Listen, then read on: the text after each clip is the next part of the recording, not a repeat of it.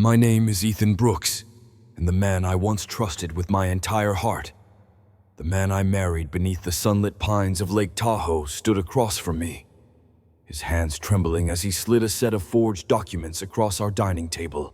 I stared at the words on the page, my own name crossed out in thick red ink, replaced by his. That was the moment I realized the person sleeping next to me every night was planning to steal the one thing my father spent his whole life building. The house that wasn't just bricks and wood, but the very heart of my family's legacy.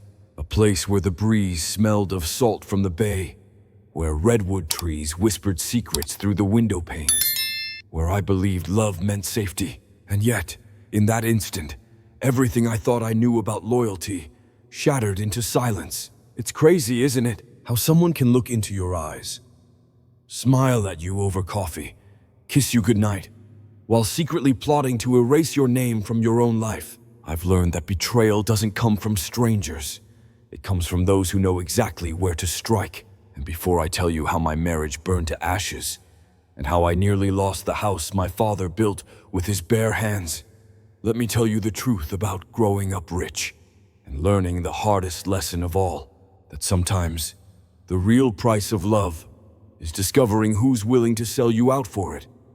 I grew up in a world most people only see through glossy magazine covers, a world of polished wood floors, soaring ceilings, chandeliers that sparkled like 1,000 tiny suns. My name is Ethan Brooks, son of Robert Brooks, one of San Francisco's most respected architects. My father didn't just build skyscrapers that scraped the fog-draped skies. He poured 15 years of his life into a single place, our home. Perched high on Marin Headlands, the mansion gazed out over the bay. Golden Gate Bridge glowing like a ribbon of fire in the twilight. People whispered it was worth $60 million. But my father, he always said, a real home isn't built with money. It's built with the character of those who live in it. To him, the mansion wasn't a trophy. It was a masterpiece. Each beam a silent witness to his devotion. Each stone laid with hands that believed in purpose, not price tags. My mother, Laura Brooks. She was a finance lecturer at a community college in Oakland. She never cared for designer purses or diamond watches. Instead, she could transform complex lessons about investing and saving into stories that even a kid like me could understand. She believed in discipline, in making every dollar count, even in a house filled with marble staircases and a private pond that glittered beneath redwood shadows. When I was 8, I begged her for the latest gaming console, because every kid at school had one. She smiled and asked me, "Ethan, would you rather have me buy it for you, or learn how to earn it yourself?" And I mowed lawns, washed cars, folded endless piles of laundry, until the day I placed the console on our kitchen counter, bought with my own money. My mom ruffled my hair and said, "You didn't just buy a game. You learned the value of freedom." Despite all the zeros in my parents' bank account, they sent me to public school. I wore jeans from Target, took the bus like everyone else, ate peanut butter sandwiches from a brown paper bag. My friends never suspected I went home to a mansion where the moonlight poured through stained glass windows, or that my dad's study was lined with walnut bookshelves, towering so high you'd need a ladder to reach the top. One afternoon, my father stood with me on the mansion's upper balcony, the wind carrying the salty breath of the Pacific. He crossed his arms, eyes reflecting the glow of the setting sun. "Ethan," he said, his voice deep and quiet, "one day this house will be yours. But remember, it doesn't mean you belong to wealth. Let your value come from what you do, not what you inherit." Back then, I didn't fully grasp his words. I was just a kid who thought fancy houses were normal, who thought redwood trees swaying outside my bedroom window were the way life always looked. But those words stayed with me, carved into my memory like initials into an old oak tree. Because behind the glitter of glass windows and the echo of footsteps in marble halls, my father was teaching me something far more valuable: that wealth without understanding only leads to emptiness, and that the truest fortune is the way you choose to treat others, the way you stand firm when the world tries to bend you. I lived in a silent world few people ever saw. A life of secrets hidden behind iron gates and manicured hedges. And while some kids dreamed of becoming millionaires, I learned to keep my world quiet. Because my parents taught me, the loudest thing about you should never be your wallet. It should be the content of your heart. When I was 12, I learned just how fast loyalty can vanish and how the truth can become a weapon in the wrong hands. Middle school, Rock Ridge Middle, was a swirl of clanging locker doors, neon sneakers squeaking on linoleum, and the smell of tater tots drifting from the cafeteria. My friends were my refuge. There was Brian, tall, goofy grin, always the first to crack a joke. There was Jordan, quiet, brilliant, with eyes that noticed everything. And Olivia, fierce, unstoppable captain of our soccer team. With them, I felt normal. No mansion, no fancy address, just Ethan, the kid who traded baseball cards and played basketball on cracked asphalt courts. Until the day Brian brought his brand new gaming console to school. It gleamed silver under the fluorescent lights. Brian grinned as he handed it to me. "Check it out, Ethan. You gotta try this game." I remember the plastic cool against my palms, the hum of kids talking around me, the taste of my own nervousness. And then it slipped. It fell in a spinning arc, crashed onto the floor. The screen spider-webbed into blackness. Brian stared at it, eyes wide, lips trembling like he was on the verge of crying. I felt my chest squeeze so tight I could barely breathe. "I'm so sorry," I said, my voice thin as tissue paper. I ran my fingers over the cracked screen, desperate to make it right. That evening I told my mom. She looked at me, her expression unreadable, then spoke softly. "Ethan, mistakes happen. You can apologize, and you can fix it. But you cannot use family money to cover a lesson you need to learn yourself." So for the next 2 weeks, I worked. I swept leaves for neighbors, carried grocery bags up staircases, wiped down sticky tables at a diner near the school. Every dollar smelled like effort, felt like pride. Finally, I saved enough to pay for the repairs. I walked into the repair shop, handed over my wad of bills, and carried the newly fixed console back to school in a brown paper bag. My palms were sweaty as I held it out to Brian. "I fixed it. I kept my promise," I said. But Brian didn't smile, and Olivia, standing beside him, crossed her arms and said, "For someone like you, a few $100 is nothing.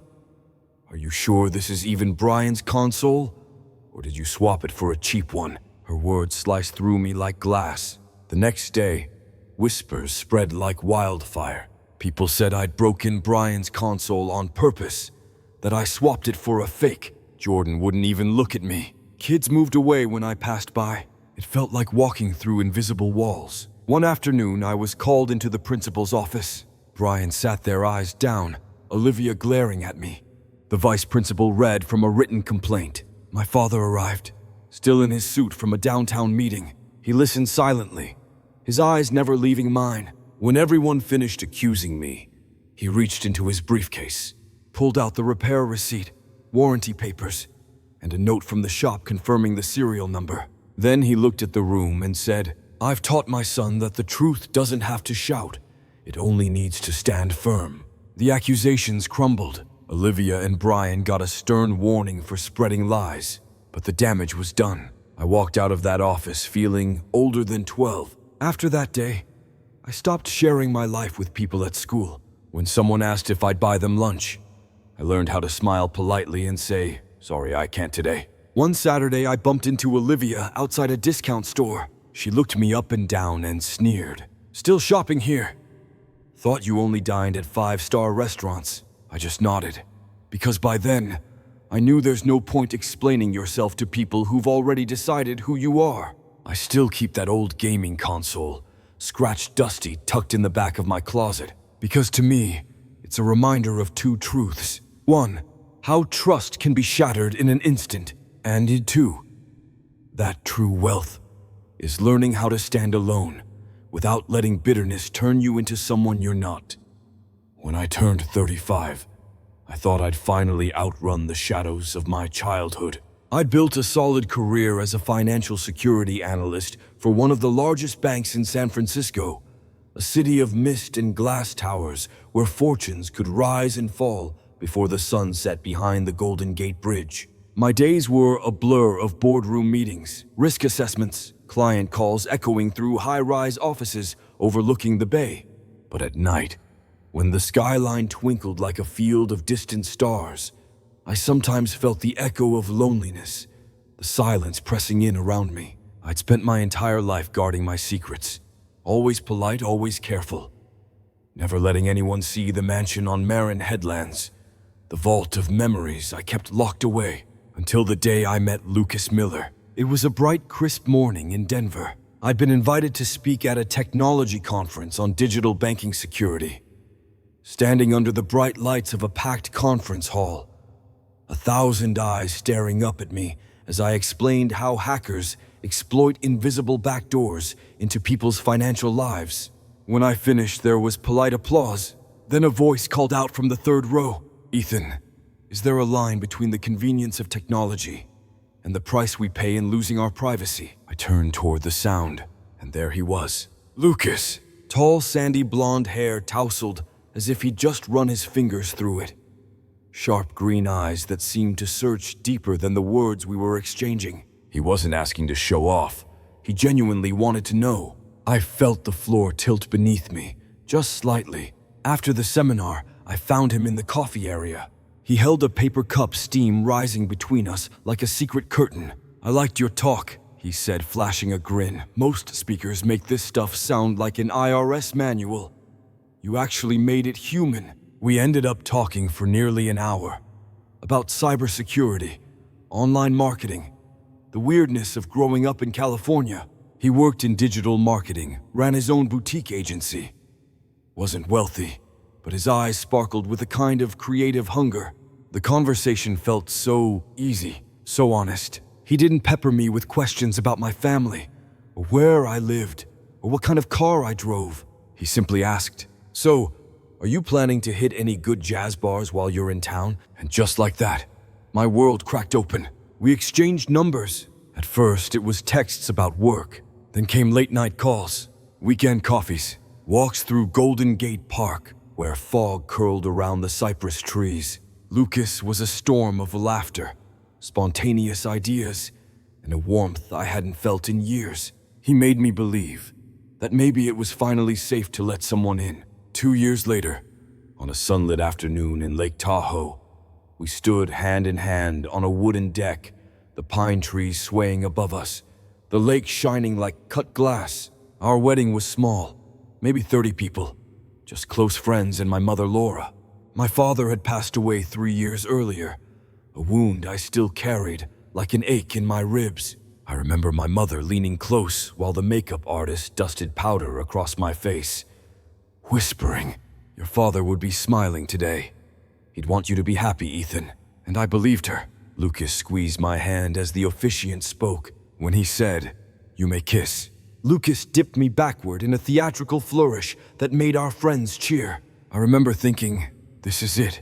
This is the life I always dreamed of. After the wedding, we returned to our apartment in a high-rise near Rincon Hill.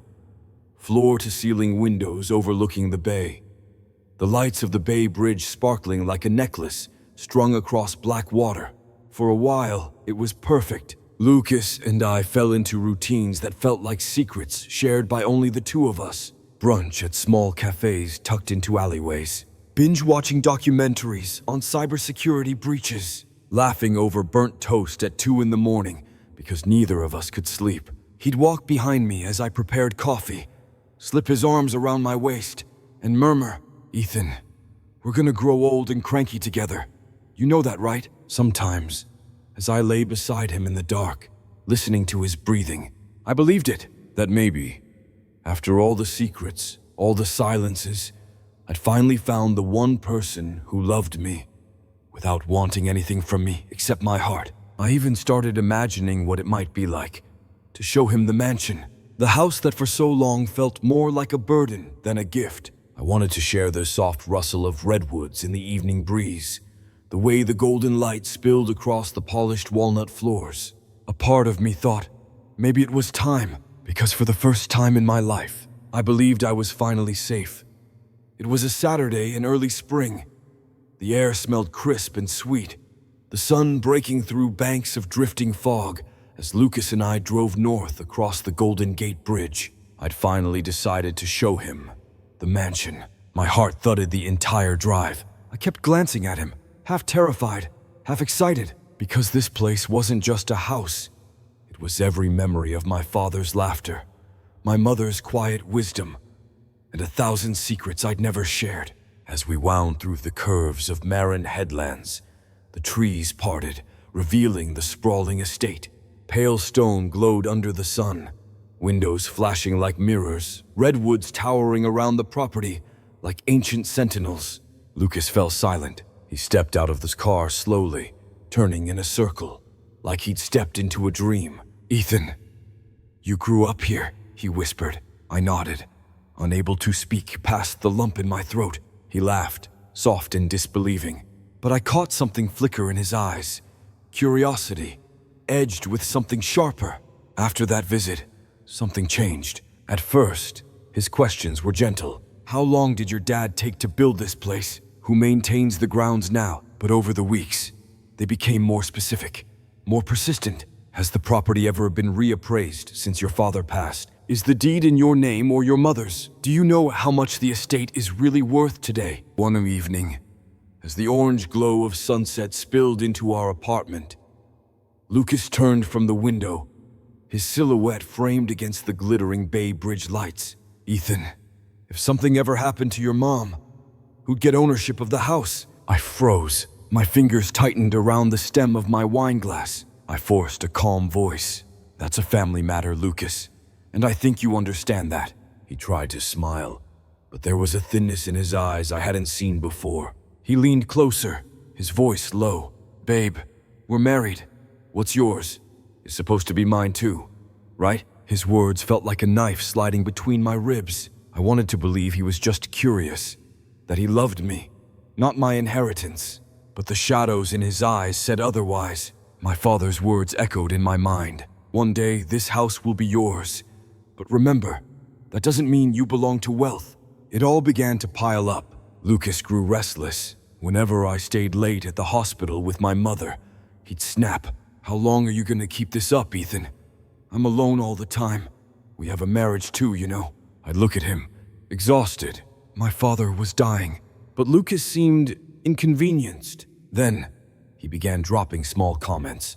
"You know, the IRS can make life hell if inheritance stuff isn't clear." Or, I was talking to a buddy who knows a real estate lawyer. He says spouses should always be co-owners.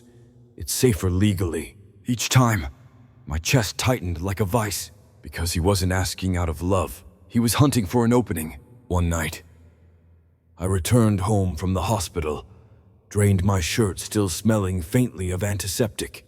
Lucas was waiting, arms crossed, his face, sharp eyes cold. He said, "I don't like feeling shut out, Ethan. You never tell me anything about your family's money. You treat me like an outsider." I opened my mouth to speak, but he cut me off. "Are you ashamed of me? Or are you just afraid I'll want my share of your pretty mansion on the hill?" I stared at him, the man who once held me under a canopy of Lake Tahoe pines, now glaring at me like I was his enemy. I swallowed, trying to stay calm. "Lucas, I married you because I love you, but my family's home is not a bargaining chip." He turned away, his voice suddenly cold as stone. "Then maybe we need to rethink what marriage means." And for the first time, a crack opened so wide between us, I could feel the wind howling through it, a silent warning that the man I trusted most was drifting into a place I could no longer reach. I'll never forget the night it all fell apart. The city lights shimmered outside our windows, traffic humming far below like a distant ocean. I'd been sitting at my father's old desk, flipping through a folder of his architectural sketches. My fingers traced the penciled lines of towers that would never be built, my heart aching for the steadiness in his voice, the quiet certainty that once anchored my world. I heard Lucas's footsteps behind me. He entered the room holding a stack of papers, trying to look casual, but the tension around his eyes betrayed him. "Ethan, I want to show you something." He set the papers in front of me, the top page emblazoned with the words, property transfer form. My stomach twisted. I blinked at the document, reading the lines. Then I saw it. My name, Ethan Brooks, crossed out in thick red ink, replaced by Lucas Miller. I felt like the floor vanished beneath my feet. I could barely get my voice out. What did you do? Lucas gave a shrug that tried to look harmless. I met with a lawyer, Jeremy Patterson. He specializes in inheritance law in California. He said, as your spouse, I can file to become co-owner of the property. It's just a formality, Ethan. Makes everything smoother in case, anything happens. My pulse hammered so loud, I could barely hear my own words. A formality. You tried to change the deed of my family's house. Without telling me, he stepped closer, voice soft, almost pleading. Ethan, we're married. Why is this such a big deal? What's yours should be ours. But there was a flicker in his eyes, a sharp glint, as if he'd just played his trump card. I shook my head. No, that house is my family's legacy. It's not just real estate. It's my father's life's work. Lucas's mouth twisted. So, what? You'd rather keep secrets, let me live my whole life, shut out from what you're really worth. His voice rose, brittle and edged. I'm your husband, Ethan. I deserve security. I deserve to be protected, in case you decide to walk away.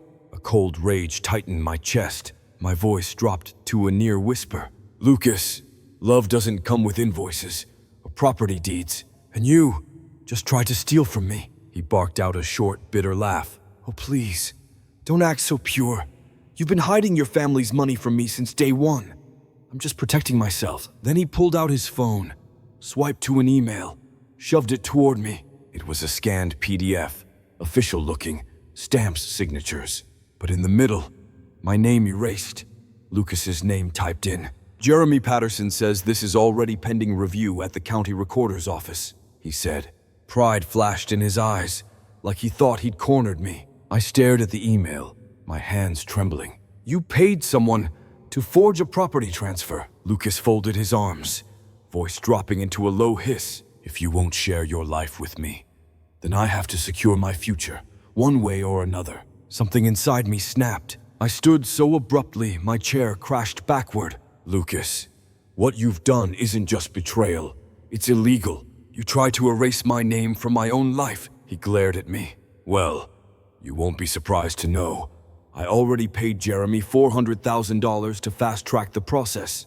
It felt like ice water poured through my veins. You paid how much? Lucas's jaw tightened. He said he needed it to push through the paperwork, to avoid red tape, so the county clerk would sign off faster.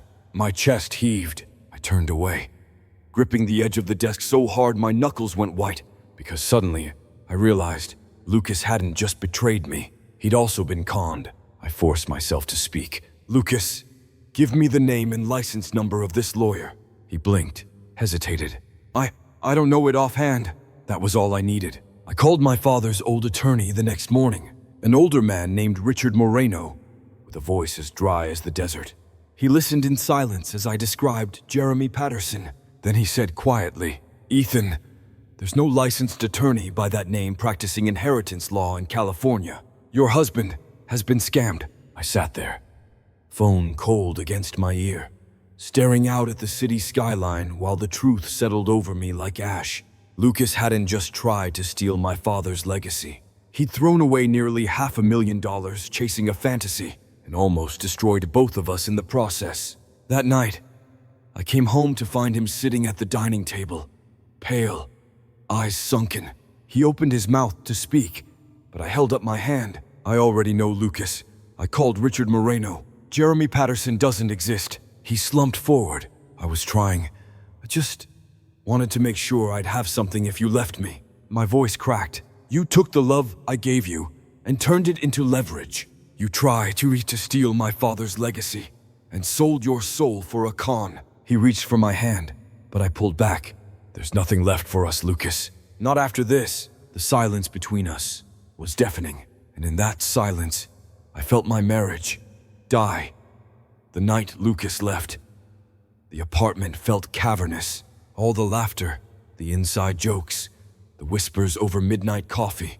Gone. I remember standing by the floor-to-ceiling window, looking out at the Bay Bridge, its lights flickering over black water like tiny beacons reminding me I was still here, even as my heart felt like shattered glass. Lucas moved out 3 days later. He tried to talk, tried to explain, but I didn't let him, because no explanation could undo the fact that the man I trusted most had tried to erase me from my own life.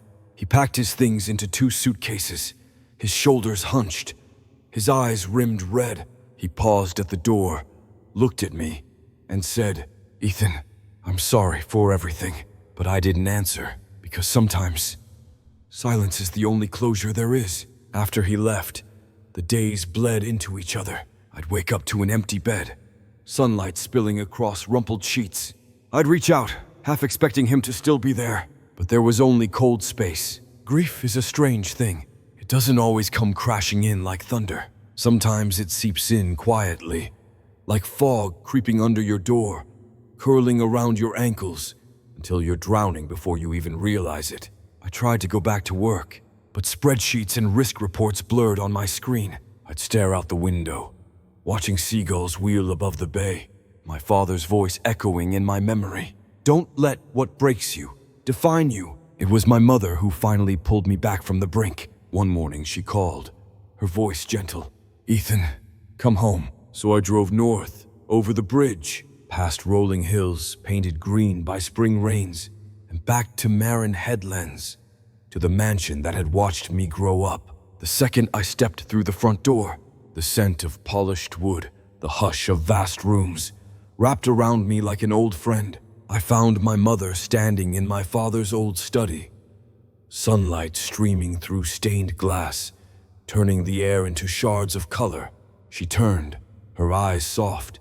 "You've always been stronger than you think, Ethan. This house, your father built it for you, not for money, but for moments like this, when you need a place to start over." We spent days together, cleaning forgotten rooms, opening dusty curtains, walking through gardens where redwood needles carpeted the paths like cinnamon-colored snow. Everywhere I looked, I saw my father's touch, the curve of the staircases, the precise way beams intersected overhead, the way the windows framed perfect slices of the bay.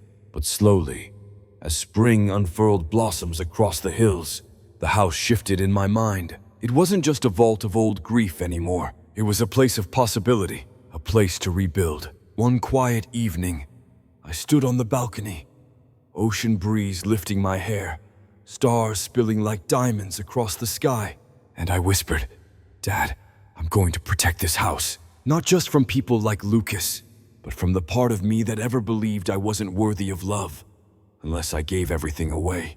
The next morning, I called my attorney, filed the final divorce papers. No fanfare, no arguments, just signatures, ink drying on a chapter I'd never thought would end.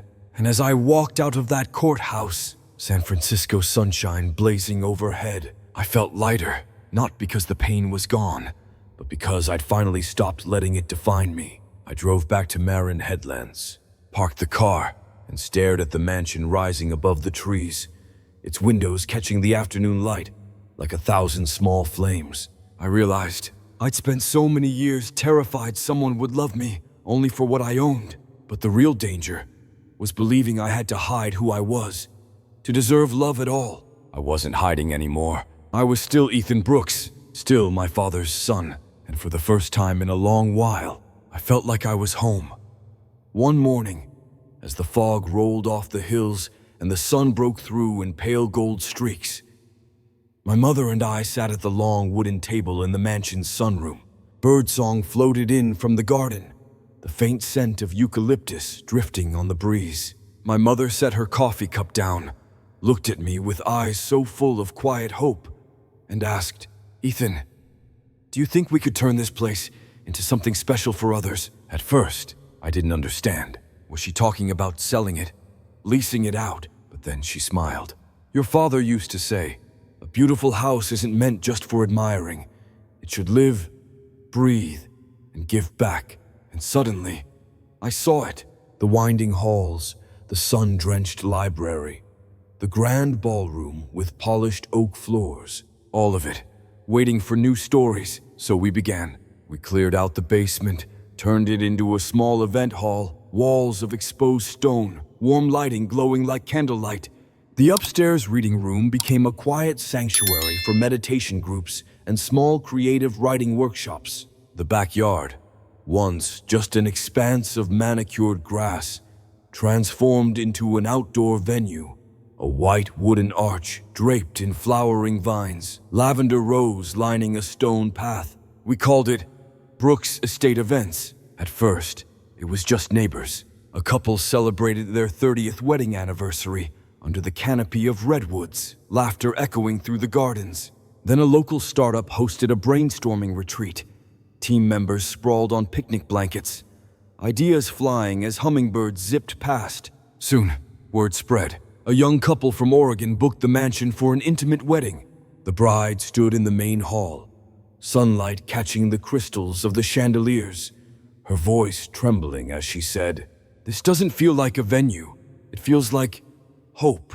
We hosted small piano concerts, art exhibits, charity fundraisers. Even a local chef used our kitchen to teach cooking classes for single parents, filling the halls with aromas of roasted herbs and warm bread. My mother dove into it all. She took over the floral designs, handpicking blooms from local farms, crafting arrangements that looked like wild meadows caught in mid-bloom.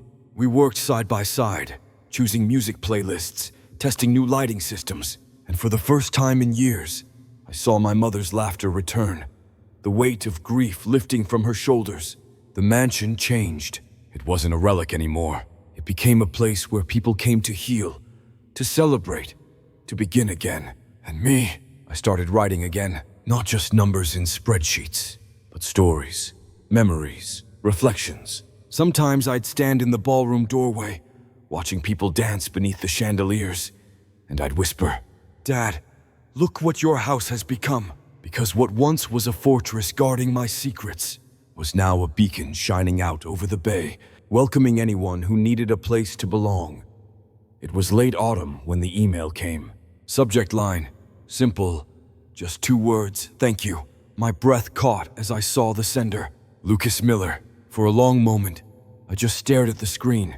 My fingers hovered over the mouse, unsure if I wanted to open a door I'd fought so hard to close. But curiosity, and maybe a flicker of compassion. One, I clicked. His words filled the screen. "Ethan, I know I'm probably the last person you want to hear from, but I need to say this. Thank you for ending everything when you did. It forced me to look at who I'd become and admit things I never wanted to face. I got a job at a small career counseling center in Spokane. It's not glamorous, but it's real. I help people who've been bankrupt or just gotten out of prison find a path forward. Maybe because I hit rock bottom too, I finally have the patience to listen. I'm not asking you to forgive me, but I hope you know the things you once believed in me weren't all wrong. I just wasn't mature enough to hold on to them. Wishing you the strength you've always had." Lucas, I leaned back in my chair, 1,000 emotions swirling inside me. Relief, sorrow, a strange tenderness, but no desire to go back. I closed my eyes, let out a long breath, and whispered, "I hope you find peace, Lucas." Because I'd learned something in these months of rebuilding. That forgiveness doesn't mean reopening a door that's meant to stay closed. It means releasing the weight, so it doesn't follow you into every new dawn. I didn't hate Lucas anymore, but I also didn't need him to complete my story. I was standing strong, on my own. I glanced out the window. Golden leaves spiraled through the crisp air, drifting over the mansion grounds. And I realized I hadn't just saved my father's house, I'd saved myself. And that was the truest inheritance of all.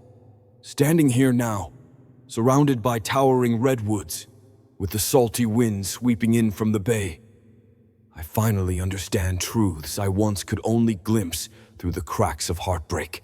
I've learned that trust is the most precious currency we hold. It takes years to build, seconds to shatter, and sometimes a lifetime to heal. I've learned that wealth can be a shield or a prison, depending on how you use it. A mansion means nothing if the people inside it can't look each other in the eyes without fear. I've learned that love isn't about shared bank accounts or co-signed deeds. It's about showing up when it's inconvenient, telling the truth even when it hurts, and wanting someone's happiness more than you want control. And most of all, I've learned that forgiveness doesn't mean letting someone back into your life. It means letting go, so the past stops writing your future. If my father taught me anything, it's this: that our true worth is measured not by what we own, but by the choices we make when the world tries to tear us apart. So if you've ever been betrayed, if you've stood in the ashes of something you thought would last forever, I want you to remember, loss isn't always the end. Sometimes it's the beginning of the person you're meant to become. Because happiness doesn't come from who stands beside you.